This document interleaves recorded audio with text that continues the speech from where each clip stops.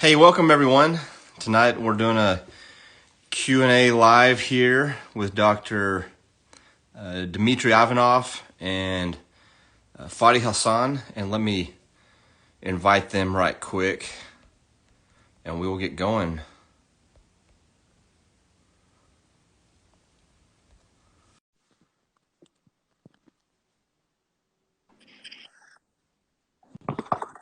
Hey, Shane. Hey, how's it going? It's going great, man. Just got back from work. Last day to work this week, so about to celebrate Thanksgiving. Oh, nice. So you're in, I think you just did a 360 there, like a cartwheel. My bad. I'm trying to charge my phone at the same time here, trying to post it. Hey man, you're officially on vacation time at this point. So That's right. This is like working a little bit overtime. Nice.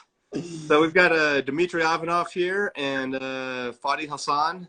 Appreciate both of you guys joining us. The Perio Amigos. I think both of you have a pretty big following on Instagram. So I think probably many of the people joining us are, man, we're already, I think people are rolling in at record levels. So maybe my fame is catching on, or maybe it's you guys. Yeah, thanks for having us. We're excited. We, obviously huge fans of you guys, of Osteogenics. We both, use your products, throughout our routine work. So thanks for having us. I appreciate the invite. Absolutely.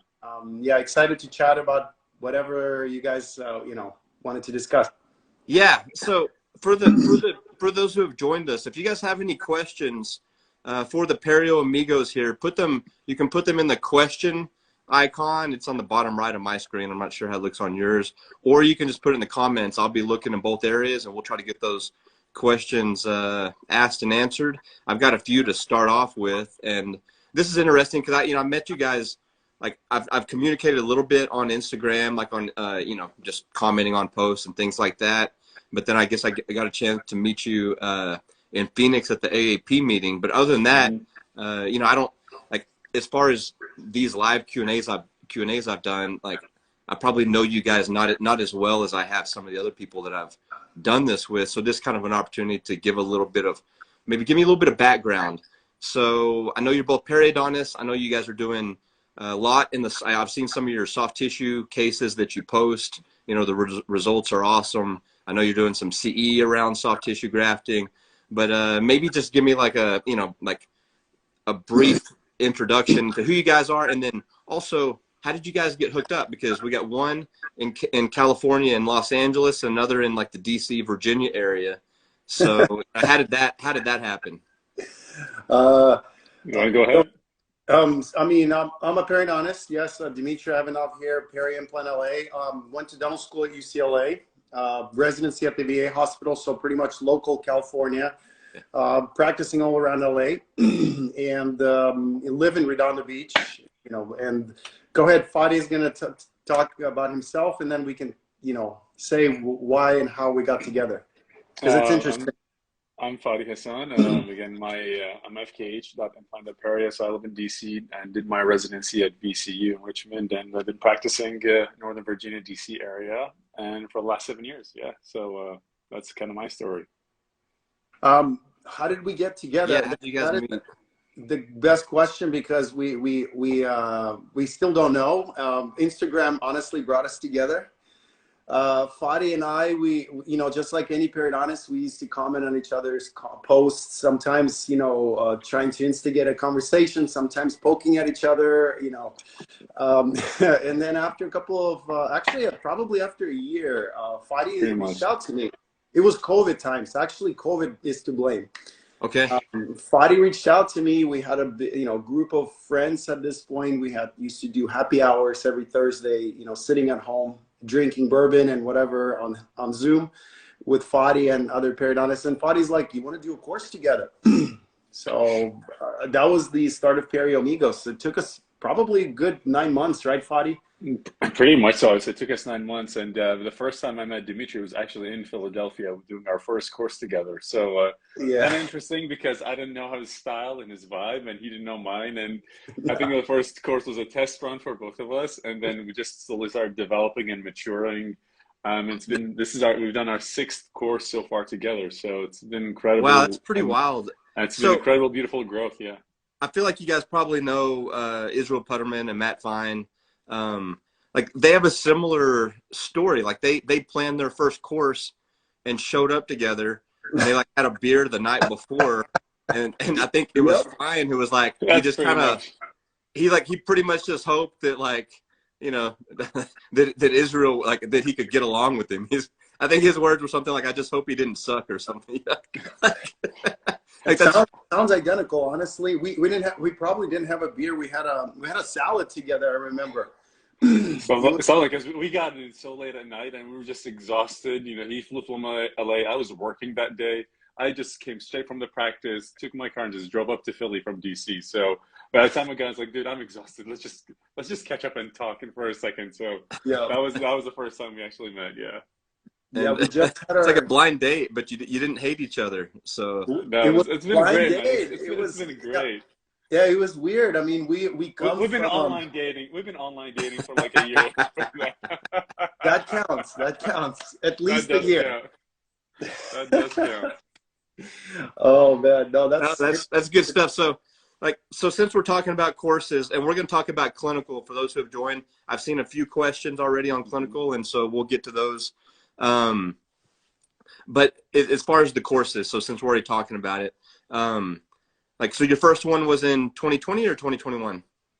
2021. So we had two in 2021, both in Philadelphia, and this year we started switching gear, doing East Coast, West Coast. So we've done two in Philly and two in LA. 2023 is going to be we're changing even the venues even more. So we're doing Las Vegas and DC, actually, Northern Virginia. So we're excited because the DC one is going to be a 3-day course. Me and Dimitri have been talking about doing kind of a combo hard and soft tissue graft for 3 days. And a lot of our, colleagues been kind of asking about it. So we just made it like a week ago and it's up and running. So, Okay, so you've been for everyone's doing excited. up till now, you've been doing mostly soft tissue Mhm. courses, and now it sounds like you're going to do. Will it be soft tissue and hard tissue all in one in the 3-day course? Pretty much so, Correct. yeah.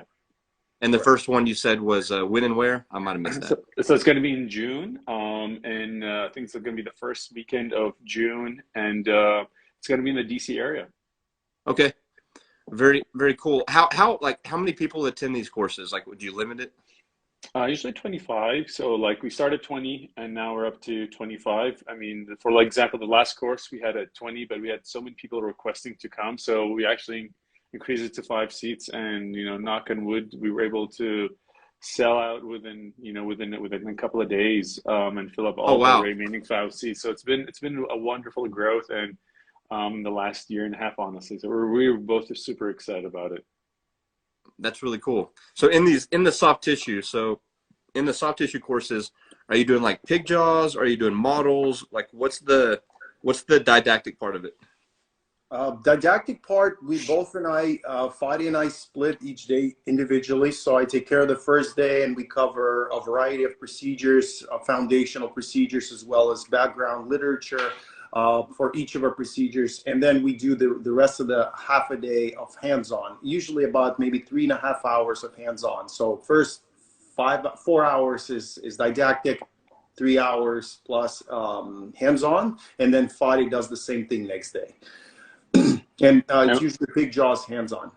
Okay, yeah, for 2 days. got it. So I saw in doing a little bit of research, getting ready to do this evening, I see you guys have courses in 2023 in Las Vegas and Washington, D.C., and then I see New Zealand. Is that right? Yes. Yeah. So how does New Zealand fit into the equation here? Oh That man. ask Dimitri that question. He did it. You're still not sure. I'm gonna give him all the credit for that one. I was actually invited to speak in New Zealand before the COVID, 2019, and I signed contract. Everything was settled, and then COVID happened. So everything got pushed by 2 years. And then I reached out recently this year to some of our friends in Australia and New Zealand. There was obviously interest in some of the things we teach, and I reached out to the people that originally were going to organize the course, and they said absolutely, let's make it happen. So we're I think we're almost 20 seats sold out, right? Yep. We're barely in the end of the year, so we only have a few seats left basically in the course. Well, that's awesome. New Zealand's on my bucket list of places to visit, so I'm jealous of that. Yeah, we've never been either. I mean, it's definitely going to be a trip. We're going to see Lord of the Rings and whatever, Hobbit things have to do. We're going to visit hopefully some friends in Australia. We're going to meet up with friends across that we've been talking since COVID that I've never met personally. We've been dating for 3 years now, online dating. So we're excited to meet some friends in that part of the world. That's awesome. One more question on the C, and then we're going to jump into the clinical questions. So you kind of started with soft tissue. Why soft tissue? Like whenever I see, usually when people start doing courses, it usually starts off like hard tissue implants, and soft tissue winds up being like, I don't know, they're so busy that now they're going to do one with just soft tissue. But you guys jumped in straight to soft tissue. So this is like soft tissue is a passion. It's something you're just like, hey man, we're pretty good at this. Let's start here. Or how did that happen? That's a good question. I mean, Fadi and I are very, very similar. We love soft tissue. I mean, if I can do anything all day, every day, we'll probably just do soft tissue and have less stress, less wait for healing, less complications. It's awesome, right? Agree with me, Fadi, or disagree? 100%. I tell Dimitri all the time, I can do soft tissue all day, every day, and not touch one implant sometimes, because it's one of those procedures that's like a zen for us. So very it's zen. a relaxation. It's very precision. It's all about arts in a way. It's very artistic, the sutures that we use and the way we close things up. So it makes it more delicate and fun, honestly. I feel like, and I'm obviously not a clinician, but I've had, a lot of conversations over the years, and I feel like soft tissue grafting can be a pretty intimidating, as far as like your surgical journey. I feel like soft tissue is an intimidating, like, part. Like a lot of people never get there. Like they'll sort of master the hard tissue, and maybe even it's like the soft tissue is like the last, thing that they learn. But you guys are like leaning into that like as like your favorite thing. Like it sounds unique or unusual. Do you agree or am I incorrect in this? I mean, there are certainly people that specifically love soft tissue. Some people love hard tissue. I mean, I do love bone grafting. Don't get me wrong. I do a lot of implants in my practice as well. So Fadi does too. But I think maybe the caseload perhaps that I do have or enjoy is more geared towards soft tissue a lot of times. I honestly do probably 3 soft tissue procedures for every implant that I do. Really? Yeah. So more or less, some days like today, I did just 3 soft tissue surgeries that were, one that was full mouth, one was just a quadrant, and another quadrant. So just soft tissue all day long. Some weeks I just do soft tissue. So I think it just something that I seek more. I definitely get excited more, and I know that I'm not going to have a stressful day today because I just have soft tissue all day. I don't have to think about it. I think also it also depends, like, we do have a tendency, like when you do a lot of more soft tissue, you tend to have an eye for it, so you get to see it a lot easier. So your diagnosis for it becomes also much easier for it. So I guess that's one of the things that definitely helps you do more of it. Like Dimitri was saying, we do a lot of bone grafting, bridge augmentations, and implants. Just when I compare apples to apples, it's just soft tissue tends to be the one that I get attracted to the most, and I tend to end up doing the most of it at the end of the day. Yeah, well, that's cool, and it makes sense that you guys are doing soft tissue courses. Now you're doing some hard tissue. And there were already a lot of bone grafting courses out there, so we wanted to be something a little bit different and unique. And it was smart. I mean, Israel and Ahmed are our friends. I work with Israel 2 days a week now, and honestly, it was like, all right, they're doing a bone grafting course, and we supported them. I always have my friends, hey, take their courses because they're incredible clinicians. Learn from them. And some of them will take their bone grafting courses. They'll take our soft tissue courses. So it's a nice combination, that we always kind of, talk to each other, and that's how it ends up being. Dude, 100%. People always ask us about surgical influence in our course, and we 100% say, these guys are legit. Like, if you want to learn, spend a couple of days with these guys. Every single course, we definitely give them a shout out. I mean, these guys, I definitely look up to these guys because they've been doing it at least, longer than I have. Oh yeah. Fadi works with. So you're saying they're old. So I'm not saying that. I think they're way more experienced. They're experienced, that's for sure. They have the experience under their bag. So I mean, again, we look up to them. They're like big brothers to us. The way their techniques are, how they do it, and the results are consistent. So for us as younger clinicians, we definitely admire them and we look up to them as well. And again, they're our colleagues. So I mean, we get to. I'm lucky. I get to hang out at least with one of them on twice a week. So it's been really a blessing, and I get to see a lot of the cases early on before anyone else gets to see them on Instagram. So that's a plus too. So I always get to brainstorm ideas, and in Israel, and it's been a great journey with it. That's awesome. All right, let's jump into the clinical stuff because I know we have some clinical questions. So the first one I have, and then before I move into an audience one, is because we're talking about soft tissue. Are you guys using all autografts, or are there situations where you're using like some allografts or xenografts for soft tissue grafting? I mean, personally, I do a very heavy load of autogenous, especially the mandible. Maxilla, for me, honestly, I do a good mixture. I do lean a lot heavy towards dermal tissue. I also use a lot of FibroGuide as well as another collagen matrix as xenograft, considering it. But heavily autogenous, number two would be dermal tissue for maxilla predominantly. Okay. I'm still, I would say, 99% autogenous. I do use a dermal matrix usually maybe 5 times a year, and it's only when it's full arch. I don't really utilize it for single sites because I think it's quicker, faster for me, and more predictable to just grab a quick piece of palate. So I'm sticking with mostly autogenous nowadays, but I do use, like I said, 5 full arch cases where there's a lot of good tissue to start with, just for root coverage. Okay, cool. So our first question from the audience: what's your go-to? And this is a big question. What's your go-to bone graft / membrane / sutures for a narrow ridge?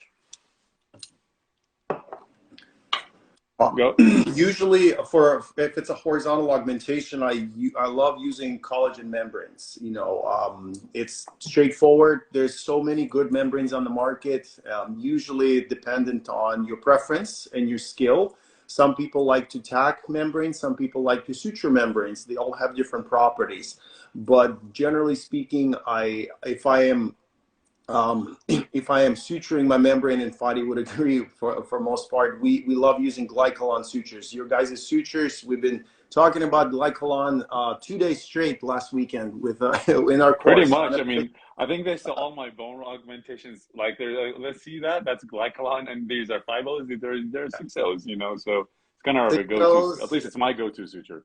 Yeah, 6050 horizontal augmentation, collagen membrane. If we're suturing, I'm gonna go ahead and do Glycolon suture, kind of like rib roast that Matt Fine teaches or Israel teach, right? That's my go-to. If we're tacking, I would use tacks. Usually, I like using Meisinger tacks, simple to use, and a collagen membrane that's sturdy enough to be able to tack it. What about the bone? Did we talk about the bone? Bone, we kind of differ with Fadi. Fadi will give you his cocktail. I generally prefer using a cortical cancellous, and I like to add a little bit of, usually about 30% of just purely cortical. I don't love using xenografts, so I kind of substitute. If I'm not using a lot of autogenous, I will throw in allograft that's cortical and cortical cancellous. If I am harvesting autogenous, at least 30-50%, I'll just use cortical cancellous allograft with autogenous. Okay. What about you, Fadi? I'm pretty much all cortical cancellous for my like horizontal augmentations. Verticals, I love using autogenous. I go to Curi, block grafts and Curi technique. That's kind of my Okay. go-to for all my vertical cases. Yep. If it's a big case, I will add some allograft with the autogenous during the harvest just to kind of fill in the voids. Other in one way you can say it. So it's kind of been my go-to for my ridge augmentations. I got a question. When you guys are using cortical cancellous, do you care about the percent? For example, osteogenic cells, a 50-50 Mhm. cortical and cancellous, which some people like ask for. But then I see more commonly it's just like cortical cancellous, and it's just like a mixture with no specified ratio. Does the ratio matter to you? I think it would for me at least. I like a maybe a 60-40, a 70-30, a cortical cancellous, just because of the turnover. It has a body. If it's more 50-50, I do worry about potential quicker resorption of the cancellous aspect of it, and the turnover might be faster. So I do like something that's going to last a little bit longer. When I go in for my reentry. Again, different companies do have different percentages. Some of them are 70-30, some of them are 80-20, and some of them are 60-40, some of them are 50-50 like yours. So it just depends on, I guess, the clinical scenario, how big Yeah. is the defect, and all that stuff. How quick do I want to go back in as well? Gotcha. Yeah, I think that's why I do like adding a little bit of cortical more when I need to. Just like Fadi said, if the defect is too big, or if we need to maintain space for a little bit longer, like it's maybe not as contained of a defect, then I do like to add a little bit more cortical into the cortical cancellous mix. So that's just my cocktail that's been working out for me. Like I said, Fadi gets really good results just cortical cancellous. I don't think you ever add pure cortical to your mix, right? You never I, mix. I, I don't think I should even have cortical in the office, to be Yeah, I honest. specifically order just cortical allograft, pure cortical allograft, and like I said, I mix it a little bit in, just like what xenograft is mixed, let's Yeah, yeah. say, into certain procedures, just to maintain space. Like if you were doing a sinus lip lateral window, it's great to add some possibly xenograft or slowly resorbing material into cortical cancellous, possibly to just maintains the space a little bit more. Xenograft is another way, or you can add cortical, which resorbs a little bit more, obviously, than xenograft. Okay. Switching gears, we're back to soft tissue. A question from the audience here. What are your thoughts on biologics in combination with an acellular dermal matrix? Are you mixing them in? And a follow-up question to that is, what about using Emdogain versus maybe like PRP or PRF? Are you using any of that? Do you use them interchangeably? So biologics with your allograft. Maybe Fadi, since you're using more Mhm. allograft, maybe you could start with answering that one. Um, for me, the only time I like using biologics, the only biologics I would use usually if I'm mixing it with an allograft is going to be most likely like Gem 21. If I do tend to use that, I rarely use Emdogain with allograft. I do use, for example, biologic as an Emdogain if it's a very, very severe defect. And it's one of those ones where I do need, a lot of help. In other words, for like the tissue regeneration aspect of it. So I'll use that mostly with autogenous. When I'm using allograft, I am very case specific, meaning I have a lot of keratinized tissue to work around with. So those cases, I'm pretty comfortable, knowing what I'm going to achieve with the allograft. So I don't feel like the need to add any biologics to it.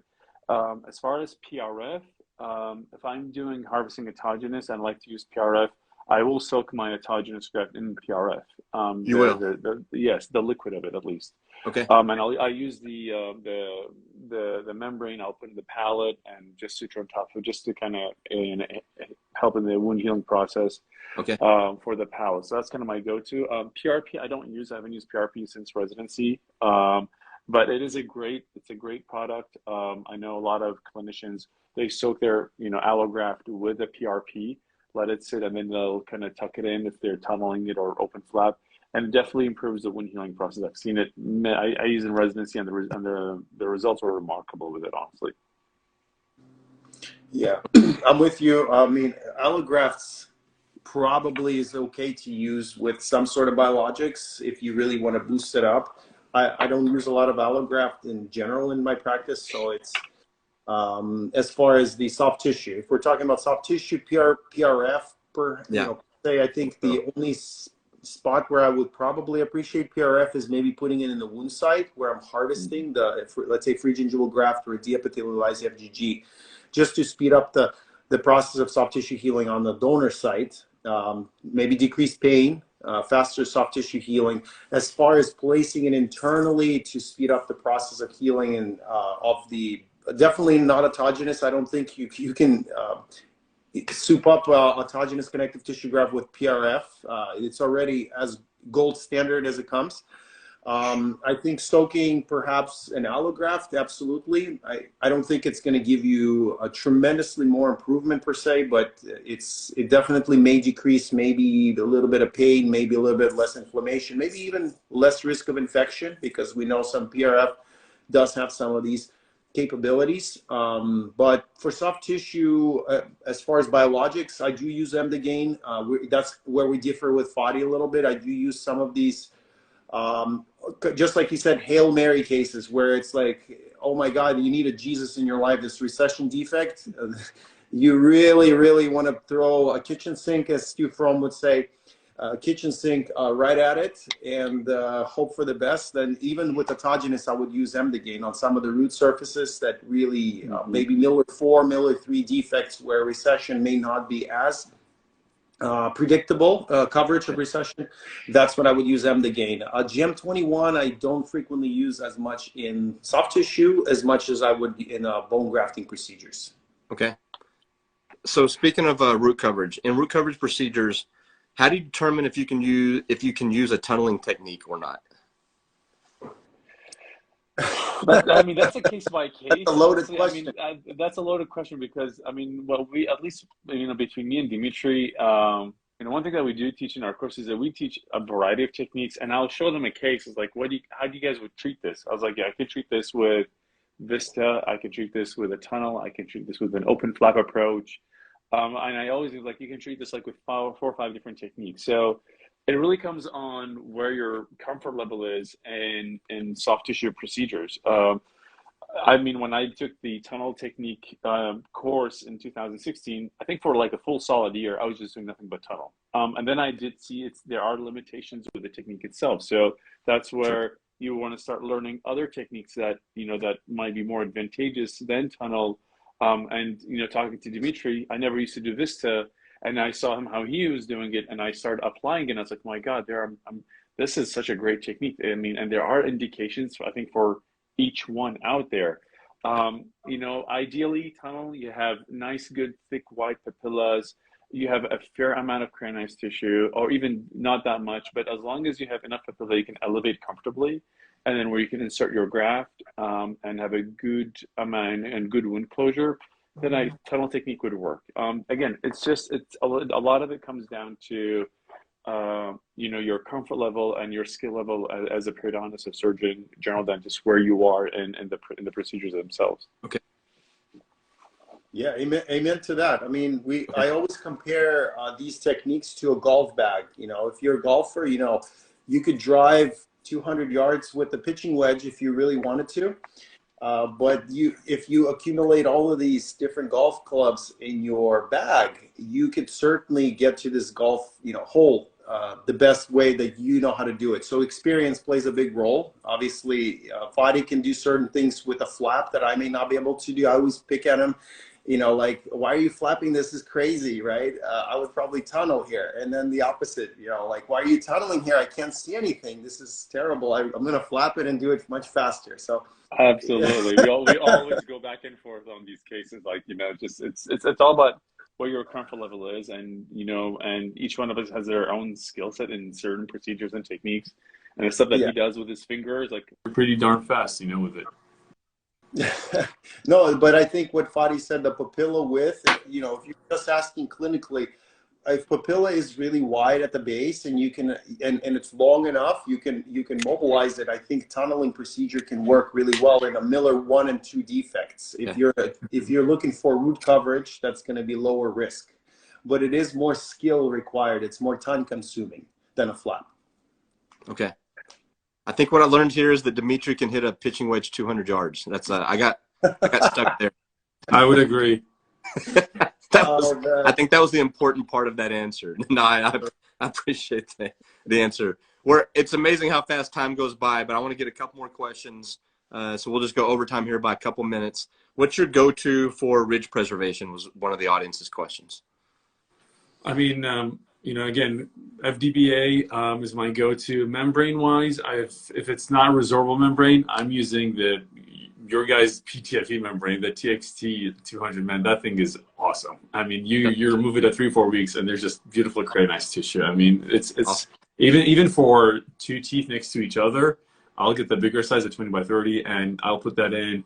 And it just, you know, it's one of those things you can sleep comfortably. You know you're coming back. There's going to be a nice, beautiful layer of soft tissue on top of that bone graft. Everything's healing well. You get to remove it at 4 weeks. That's your go-to. That's like a no-brainer when it comes to soccer pres. I mean, so that's the Cytoplast TXT 200 singles for the audience. Mm-hmm. They're incredible. I mean, I've been using it since 2012 back in residency. And it's just, it's predictable. Even with blown out buccal plates, I've used it and just draped it facially all the way to occlusally. And you remove it and you know that buccal plate is going to be still intact at 4 weeks. And when you come back, take that CT scan, it's there, it's not going away. So those membranes, they're incredible. I've been using it again 10 years now. So hands down. Okay, so we're doing freeze-dried bone, so FDBA with the Cytoplast TXT single PTFE over the top, left exposed, removing it in 4 weeks and letting it keratinize over after that. Yep. Okay, what about you, Dimitri? Are you doing, do you have different techniques? I've been using same as Fadi. I love PTFE from you guys. There's not a single, unless it's a maybe lower end sizer where I would use collagen, probably when it's a small enough hole. Or a socket, but 100% of my sockets, posteriors, anything bigger than a lower incisor is a PTFE membrane. The only thing that I do differ is I do utilize sometimes a double membrane approach. I do use collagen membrane on the buccal of the buccal defect. By the way, I loved your guys' post. If anybody watching, go to the Osteogenic page, how to properly tuck in PTFE membrane, because it's important. Whatever you guys posted a few days ago, it was really great post. You know, how to not create a kink, how to like slide it beyond the defect by several millimeters. PTFE membrane is a learning curve, but when it works, it works. You know, there's nothing better than that as far as ridge preservation. So I do use collagen membrane on the buccal of the defect, usually maybe a cross-link membrane, and then I slide my PTFE over that, and then I graft inside. And my protocol is really removing it at 6 weeks if I can. Okay. I wait a little bit longer, just so the soft tissue around that collagen membrane forms the initial stability, and then I pull it out. But if it's mobile at 4 weeks, no problem, because I know there's going to be granulation tissue over that. Okay, I got a follow-up question from the audience. So what about stabilizing the membrane with sutures? Like are you doing like a crisscross? You're doing interrupted? You're doing something completely different? I mean, I love the modified Laurel suture. That's kind of my working horse for sutures. I'll do a lot of even single interrupteds. Sometimes they'll do a continuous one and go back and forth. And there's a picture on that in one of my just recent posts, how I like to do it. Is that for multiple teeth or even for single tooth? Are you even doing that for single tooth? Yeah. Okay.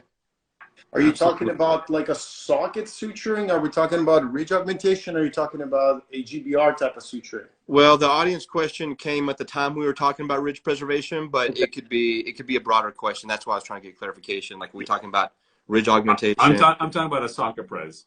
Modified Laurel is a socket pres. I think that was the ridge question. Augmentation, that's a whole different story. You're talking about horizontal mattresses and internal horizontal mattresses, and then single interrupteds, or even a continuous sometimes. Gotcha. Yeah, I'm same with Fadi. I mostly do kind of continuous crisscrossing, and then I return back and I try to tie it on the mesial papilla, usually buccal papilla, to try to bring the mesial buccal papilla apically towards the bone. Always leave at least a millimeter, millimeter and a half between the PTFE membrane and the root surface. Just kind Always. of bring the soft tissue down. Even if I have a little bit of soft tissue missing there, I rather just leave that so the tissue can granulate in instead of extending your membrane all the way to the root surface, because you will never get that attachment of soft tissue to the bone around PTFE. Okay. One more question. So we're talking about suturing. I know you guys talked about Glycolon earlier, which we sell. So shameless plug there for us is that, you know, I think Glycolon, you know, I see it more and more on Instagram for soft tissue grafts. I think it's kind of become like the unofficial, you know, suture for soft tissue grafting. But I also see that you guys are using some other types of suture as well. It's not all of the purple Glycolon. So maybe you could just talk about what sutures and what size are you using and when? Like, how do you make that decision? I mean, if it's not Glycolon, I'm only using maybe the PTFE suture for ridge augmentation. The other ones, like for soft tissue, I use a lot of polypropylene, 6Os and 7Os. Okay. That's kind of my go-to, and sometimes I'll use a 7O Vicryl. And why polypropylene instead of nylon? I'm just. Oh, good Good question. Good Nylon for me, I've tried 6O nylons and for a while, and I feel like those nylon sutures, at least the ones that we have here in the US, I'm not sure, there are other ones like in other countries which are different, but the ones here in the US, the nylons, they're sharp. I don't know about you, but I've had cases where no matter how gentle I was, during the healing phase, it tears through the tissue. So I'm not sure if it's a company situation that we made it sharp. Maybe I need to get a better company to bind my nylon sutures. But nylon sutures, it's a great suture. I do have to tell you, man, it's a really nice suture. I've had some beautiful outcomes with it. But again, I guess it just depends on where you get it from, honestly, at the end of the day. I mean, nylon is like a fishing line, dude. They're sharp. You reel a nice trout with it, and it's not gonna break. But you're gonna strangle the crap out of the thin tissue. You have to be very careful with nylon. Like when I do my knots with nylon, I do them as light as possible. Okay. I don't snag them down, especially nylon. Like even 6O or 7O at that small, you're still finding wiring. Even with 6O, yes. Okay. I don't use 5Os, but I've used 6O nylons, and I've had a couple of situations where I did literally, it tore through the tissue. So I am going on the gentle side when it comes to like so you tying. Agree on that. So Glycolon, it's a monofilament and it's resorbable. I think that's what makes it unique. You know, like there are other monofilaments like PTFE or nylon or polypropylene, and then there's other resorbables like Vicryl and gut and chromic gut, but it's like the only monofilament resorbable. Yes. Is that why you use it, or is it more about its resorption rate, or just soft tissue healing, or like why? So for me, at least, it's the resorption rate. Number one, takes a little bit longer. The tensile strength is awesome. At 2 weeks, it's still beautifully. I mean, it starts to loosen up at 2 weeks, which is great. That's usually when I get to remove my sutures anyway. And the monofilament aspect of it, that when I see it, there's no wicking of bacteria. I mean, so it has all these properties in the one suture. Like, so recently, like when I joined, like, for example, Israel's practice, he uses all 6O Glycolon. I've been using all 6O Glycolons for all my soft tissue grafting there. And I've been documenting my cases, and I'm coming back, and the results are just beautiful. Like, I don't have to worry about too much about them, because I know they're going to slowly soften and they're going to fall out eventually. Sometimes I ask the patients, hey, do you want me just to leave them there? It's like, yeah, I don't mind. And once they start brushing it, it falls out like a week later. So that's kind of been my go-to very recently. Even for my ridge augmentations, I do use very heavily 5O Glycolon for my ridge augmentations. I'm not as ballsy as my boss. He uses 6O for all his ridge augs. I'm still at 5O for my ridge augs. Okay. What about you, Dimitri? Same, or are you different? I'm pretty much the same. I mean, I do love still Proline for mostly root coverage procedures. I think Fadi really changed my mind about Glycolon using for FGGs. You know, I've seen them use, we kind of moved on like between Proline to Chromic Gut 6.0. He uses Vicryl a lot, 7.0, 6.0, and I started using more Glycolon 6.0 for FGG. So it's my go-to. I can use just single suture for entire free gingival graft. I don't have to worry about opening another pack of Chromic or Proline and a Glycolon. So I just use 6.0 Glycolon for entire FGG. You can even suture a palate if you want with that. But yeah, I still do like using 6.0 Proline. Fadi does too. We're both kind of similar for mostly root coverage. If I do have to coronally advanced tissue, I think resorbable aspect of Glycolon is amazing. It does not resorb. I mean, it says 2 weeks. Time. It's still there. It's still there 2 to 3 weeks. I mean, it does eventually, right? Eventually. So it sort of functions like a non-resorbable, which is the coolest aspect. Like if you do, you don't have to worry about it, basically, that it's going to be gone. Like Chromic, it's going to be gone so quick. And a monofilament aspect, like Fadi said, there's no wicking. It's always clean. The only thing, like sometimes the purple is gone after 2 weeks and you can't see it. You're like, where is it? But that's kind of a nice feature, right? So it's like, maybe invisible. Yeah, it becomes like a clear suture for aesthetic purposes. Because we also sell a clear only. I've tried those. My assistants don't like them. Well, and I've learned it's like a week later it's going to be clear anyways, so maybe not such a need unless you're going right out into public smiling with the post surgery. Yeah, that's the only time I've used it is like if it's like a front tooth and it's like I don't want anything blue. It's like, all right, I have clear ones, but it's really hard for me to see. I'll do my best, and my sister's like, I can't see it, Dr. Hassan. I was like, let me cut it. I'll cut the knot. I think clear are phenomenal if you're doing an aesthetic crown lengthening and you're putting any sutures right here in the front. Clear, a 6.0 or 5.0, that's perfect. But your assistant is like, where the hell am I cutting, right? You can't see anything. So same with Fadi. I think we agree on the clear ones. Hey guys, man, this is awesome. I feel like we've only scratched the surface of what all we can talk about. But we committed to keeping this for 30 minutes and we've already gone for almost 45 minutes. So I really appreciate you guys' time, and I'd love to have you on again to pick it up where we left off. Last question, not dental related at all, and my buddy Eric, who helped organize this for us, he says he's a huge bourbon guy. He says that you guys may drink a little bit of bourbon. So like, what's the bourbon that I need to try that maybe I don't know about? Let me bring it. Look at the store behind him. He's like a store. This one right here, Midwinter Dram. This is their second edition. It's phenomenal. It's from Utah. It's a rye. Midwinter Dram. Awesome. And or you guys can just come over this live Q&A. Check out some bottles here. I have like 3. Literally, I have 3 total alcohol in my entire household. Yeah, welcome. Yeah, y'all welcome to come join us maybe on the West Coast one of those days, and we can take you guys out.